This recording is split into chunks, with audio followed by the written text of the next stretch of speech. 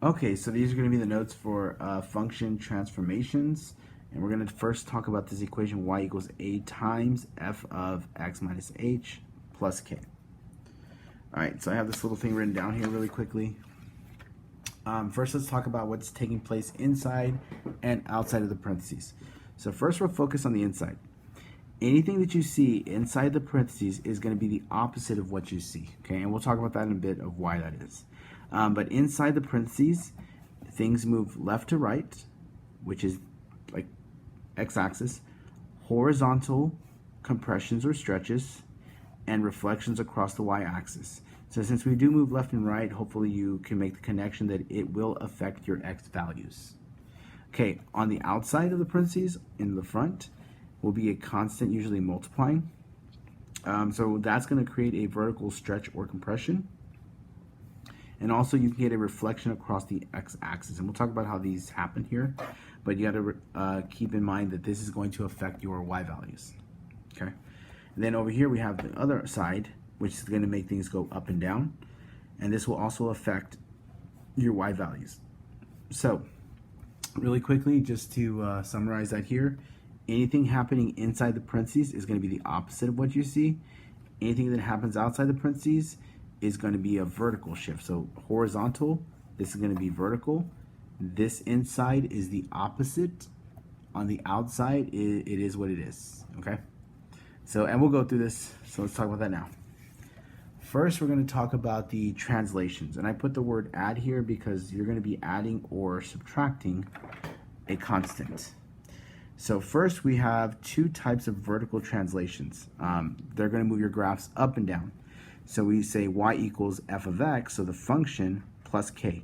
Now notice right here it says the word out, and what I mean when I say out is outside of the parentheses. So this positive k is outside the parentheses.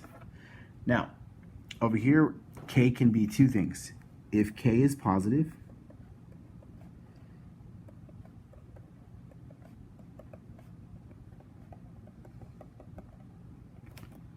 the graph moves k units up.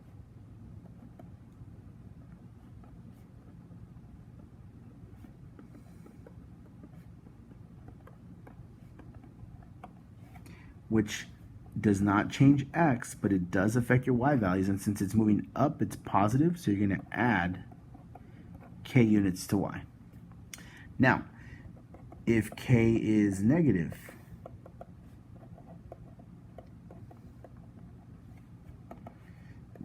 the graph moves k units down. So once again, your y values are being affected. X does not change, but your y values, instead of adding k, since you were negative and it's going down, you are subtracting k units from y. All right, and off to the side, I have two examples to kind of show you this. So y is equal to x squared plus 2. So since there's no parentheses, we can assume that the plus 2 is on the outside. Since it's positive, that means it's going to move up k units. So I just put the letter u for up, dot, and then number 2. So that means up 2 units. For the second one, once again, we have x squared minus 5. So the minus 5 is considered to be outside parentheses since there's none here. So this one, it says if it's negative, then it goes k units down. So this, I'm going to put d for down and the 5. So this means down 5 units. All right, for our next one, we have stretches, horizontal translations, which are right and left. So y equals f of x minus h. Now, first off, I want you to know we're talking about the letter h, and if you take a notice, it is inside the parentheses. So what we're going to first write is that it's the opposite. And it's going to be the opposite of what you see, okay? So when I write this down here, it's what you see. So if you are looking at the problem and h is positive,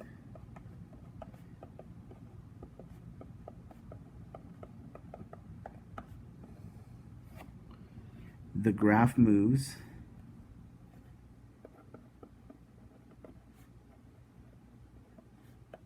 h units left. So this does affect your x values, and it's going to take away from h, right? If h appears to be positive. So when you look right here and it's a positive number, then your graph moves h units to the left, which is taking away h from x, and the y values will not be affected in any way. Now, if you're looking at the equation or the whatever function it is, if your h value appears to be negative, so when you look at it, it looks like it's negative, then your graph moves h units to the right. So this time, instead of subtracting h, we're going to add h to the x values, and y does not change. So let's kind of talk about why this is happening here. Because the h is not really changing, it's this sign right here. This minus sign makes it appear to be the opposite of what it is, okay? So that's why when you see h is positive, it really isn't, right? If I took a negative 5, if I said h was equal to negative 5, and I plugged it in here, a negative times a negative is a positive. So you would see x plus 5, which is positive, right? But you know that it's really a negative 5, which is why the graph is moving the opposite direction. The graph moves h units left. Because you see positive, you think right, but since this minus sign makes it the opposite, that's why the graph moves to the left. And that's why this also works for negative. So if h is negative, it's the opposite, so it's actually going to move to the right. Okay, so here are the examples I have. First off, you'll notice that this x plus 4 is inside the parentheses squared, which is what we're talking about. That word in, it's got to be inside the parentheses to affect x, and it's the opposite of what we see now. So going back over here, I see y equals parentheses x plus 4 outside squared. So I know opposite of what I see, so it's positive, it's going to move to the left h units. So L for left, and h units in this case is 4. So this function moves left 4 units. This one here, we see that it's x minus 3 in parentheses squared. So it's a negative 3. Opposite of that means it goes to the right. So this one is going to be right 3 units. So the appearance is what I'm going on. Okay. All right, let's take a look at another one. We're talking about stretches or compressions. And this one, you're going to multiply them. So let me go ahead and go through these now. Okay, the first one we're going to deal with is a vertical stretch or a vertical compression. So y equals a times f of x. So a times the function. That's why I put multiplication here. So hopefully you realize with the top ones that if it's vertical, happening on the outside, that it is what it is, right? If it's positive, it is positive. If it's negative, it's negative. With the inside the parentheses, it's the opposite, right? Because we said h was positive, but it actually went to the left because it was negative, so it's the opposite. Over here with your stretches and compressions, that's still going to be true, okay? So if we see that this a value right here is bigger than 1, so if a is greater than 1, then we're going to have a vertical stretch by that a value, okay? So what's happening is x will not be affected in any way by that, but the y values will be multiplied by that a value because it's going to vertical stretch, so it's vertically changing, which is y. So it is what it is, vertical stretch by a because a was bigger than 1. Now, if my a value is less than 1 but greater than 0,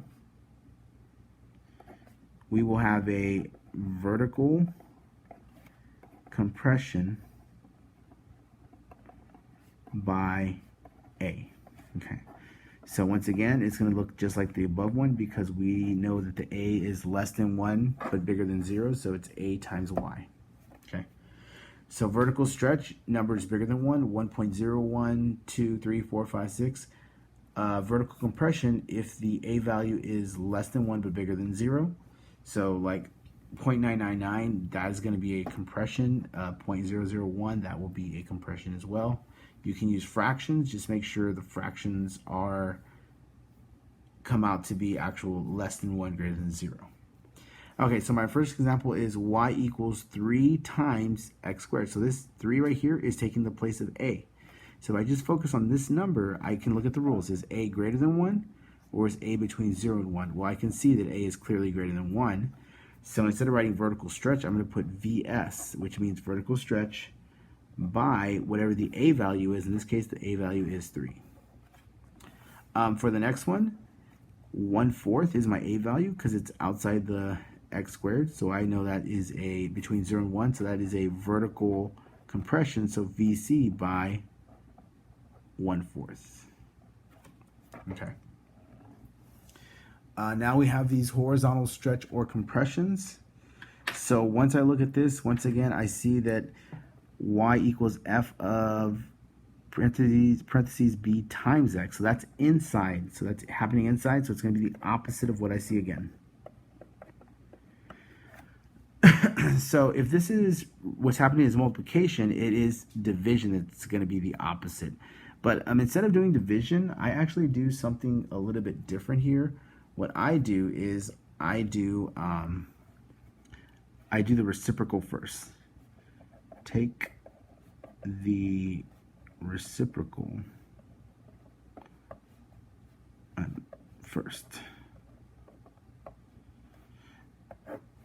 So when I say to take the reciprocal, because dividing is the same thing as multiplying by the reciprocal, okay? And when you take the reciprocal first, what that actually does is it forces the rules to be the same as the vertical stretch and compression ones, just with a different one. So like if I took b, the reciprocal is going to be 1 over b. Okay, so that's just flipping it over. And since there's no number on the bottom of the b, we assume it's 1 over b. It's a 1, so it's 1 over b. Okay, so the rules, here they are.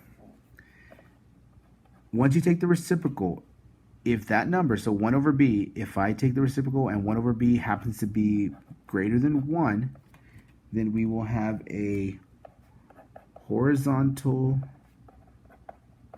stretch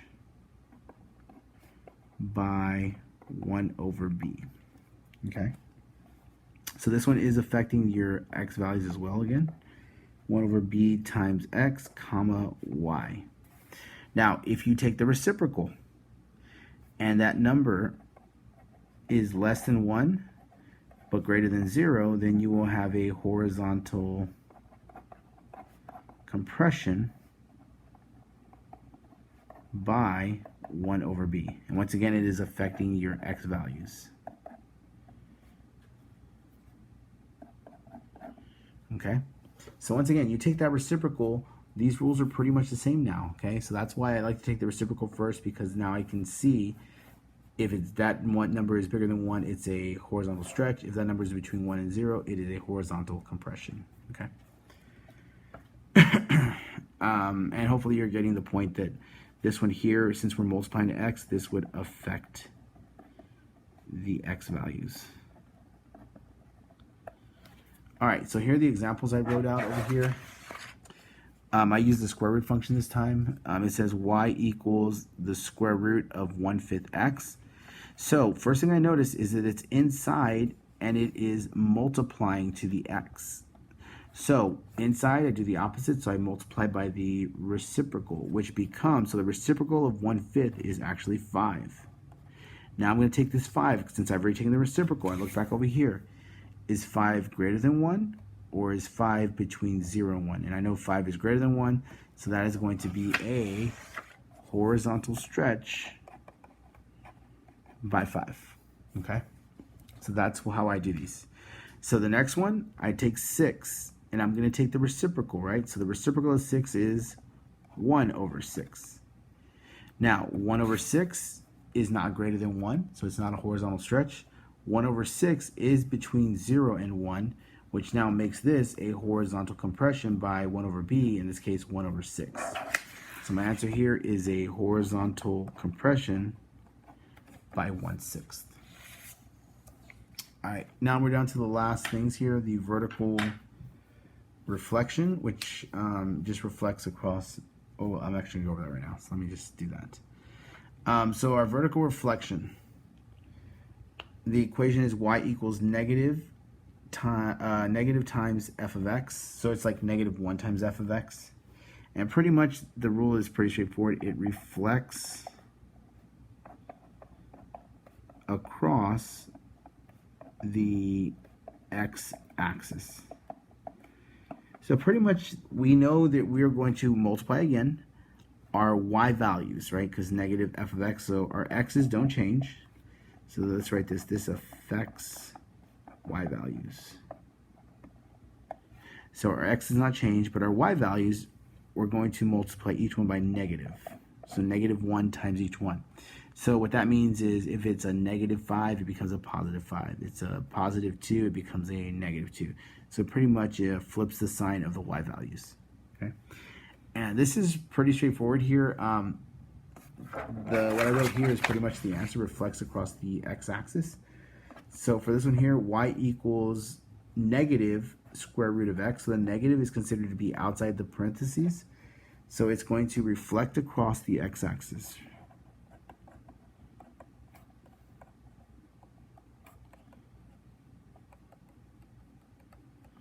All right, so hopefully you see that reflects across the x-axis.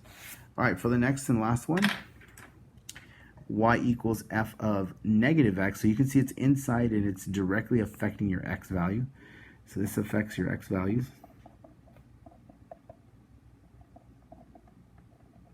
So this reflects across the y axis now.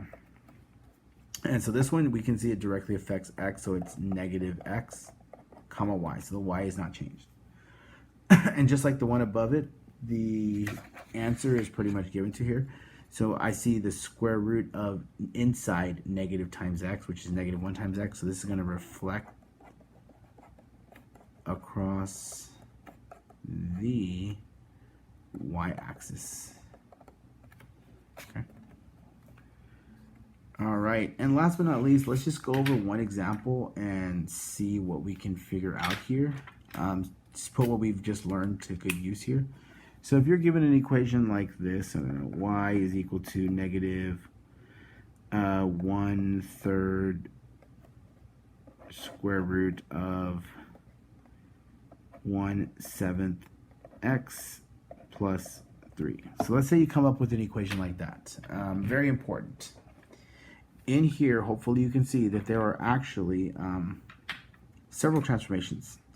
I always go with the easy ones first. So the first thing I'm going to do is go with, let's switch this pin up. I go with the ones that are up and down. So that positive 3 makes my graph go up 3 units. Then I look for left or right, but there's nothing there. The next thing I do is I see this negative sign. And that right there is a reflection across the x-axis, right? I can just see the rule right here, negative on the outside, reflection across the x-axis. So instead of writing this whole thing, I write rat x-axis, and that means it reflects across the x-axis. Next thing I see is this 1/3. And notice it's happening on the outside. It's being multiplied, okay? So that's going to be my vertical stretch and vertical compression. So I see that it is not greater than 1, but it is between 0 and 1. I don't really know about the negative, right? The negative was a reflection across the x-axis. So this 1/3, we look at that by itself.